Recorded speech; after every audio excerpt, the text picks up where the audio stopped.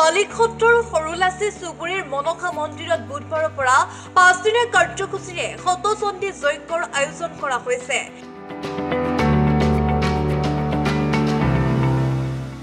বিশ্ব শান্তি আৰু প্ৰাণী জগতৰ মংগলাৰ্থে বিগত 23 বছৰ ধৰি উদযাপিত কৰি অহা যজ্ঞভাগিক এইবেলি ডক্টৰ অজয় হৰি শুক্লাৰ নেতৃত্বত বাৰাণসীৰ পৰা অহা পুৰোহিত মণ্ডলীৰ দ্বাৰা বেদ মন্ত্ৰ ধ্বনিৰে যজ্ঞ কৰা হ'ব।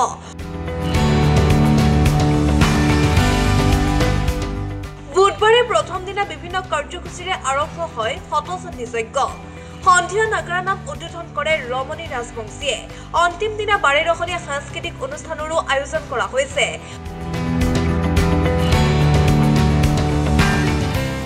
উক্ত কাৰ্যসূচীত ৰাইজৰ সহায় সহযোগিতা তথা উপস্থিতি কামনা কৰিছে উদযাপন সমিতিয়ে।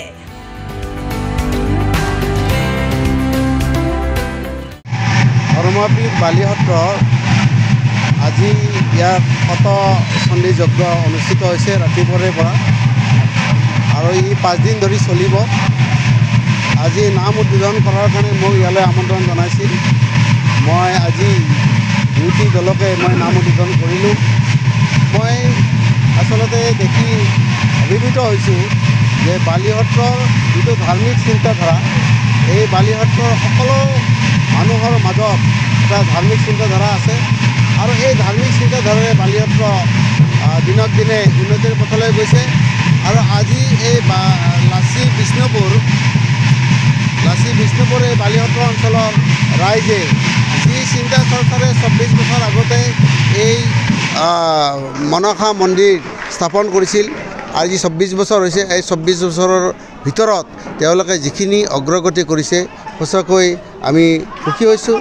আৰু এই শতচণ্ডী যজ্ঞৰ জৰিয়তে আমাৰ জনসাধাৰণৰ শান্তি প্ৰতিষ্ঠা হওক, সকলো মানুহৰে মংগল কামনা হওক আৰু এই শতচণ্ডী যজ্ঞৰ জৰিয়তে বালিসত্ৰৰ পৰা সমগ্ৰ অসমবাসীলৈ এক বাৰ্তা যাওক, যাতে আমি সুখে শান্তিৰে মানুহৰ মাজত থাকি আমি শান্তি বিৰাজ কৰিব পাৰোঁ, অশান্তিক যাতে আমি দূৰ কৰিব পাৰোঁ।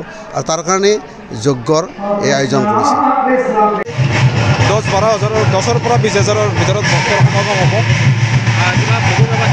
প্ৰতিদিনে আমি ইয়াত যিখিনি ভক্তৰ আগমন হয় তেখেতসকলৰ বাবে ভোগৰ ব্যৱস্থা কৰোঁ আৰু পূৰ্ণাহুতিৰ দিনা ইয়াতকৈ বেছি হ'ব। প্ৰতিদিনৰ মানে বাকী দিনৰ যিমান মানুহ হয় পূৰ্ণাহুতিৰ দিনা আটাইতকৈ বেছি মানুহৰ সমাগম হয়।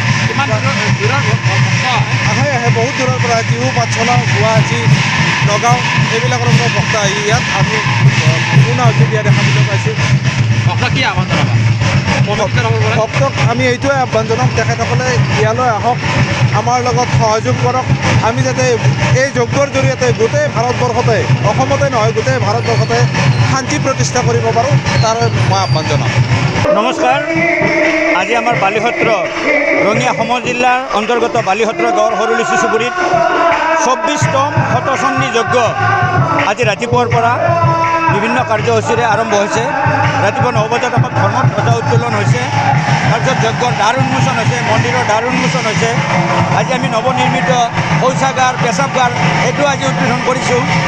বিভিন্ন বিস্তৃত কাৰ্যসূচীৰ মাজেৰে ধৰ্মৰ ভাৱ অটুট ৰখাকৈ আমি বিস্তৃত কাৰ্যসূচী 5 দিনীয়া কাৰ্যসূচী থাকে। এনেকৈ কাৰ্যসূচীৰ পিছত আমাৰ জলনয়ন যাত্ৰা আছিলে। আজি জলনয়ন যাত্ৰাত প্ৰায় 2000 মহিলা, লগত পুৰুষ বহুত আছে, ঢুলীয়া, বেণ্ড পাৰ্টি এইবিলাক সাংস্কৃতিক শোভাযাত্ৰা কৰি ইয়াৰ পৰা আমাৰ বালিসত্ৰ সভাস্থলীত সেই পুখুৰীত জল আনি এই যজ্ঞত অনা হৈছে। বাৰাণসীৰ পৰা অহা পুৰোহিত মণ্ডলীৰ দ্বাৰা বেদৰ ধ্বনি, মন্ত্ৰৰ ধ্বনিৰে আমাৰ এই অঞ্চল তথা অসমত এটা শান্তিৰ ভাৱ কঢ়িয়াই আনে।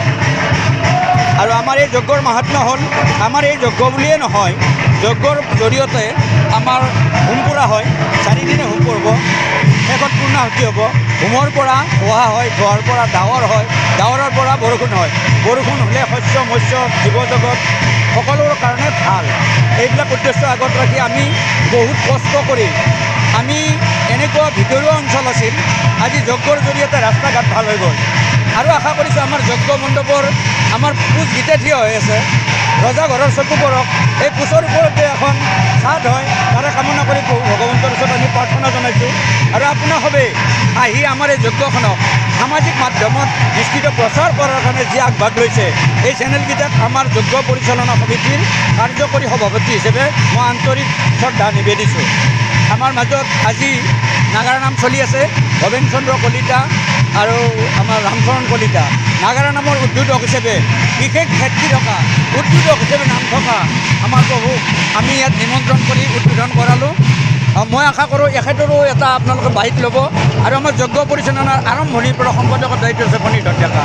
যদি সময় মিলে অলপ দুই